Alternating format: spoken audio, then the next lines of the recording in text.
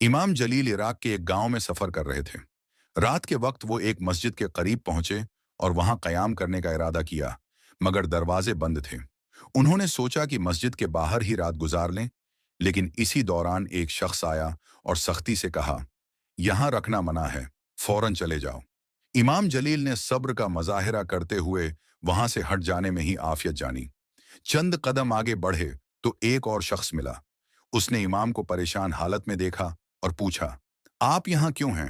امام نے سادگی سے جواب دیا، رات گزارنے کے لیے کسی جگہ کی تلاش میں ہوں، لیکن مسجد میں جگہ نہ ملی۔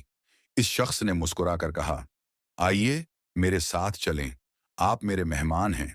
وہ شخص امام ہے کو اپنے گھر لے گیا اور ان کی خوب خاطر تواضع کی۔ رات کے وقت امام جلیل نے دیکھا کہ میزبان بار بار عبادت کے لیے جاگتا اور استغفار کے کلمات دہراتا۔ امام کو اس کی عبادت اور خدا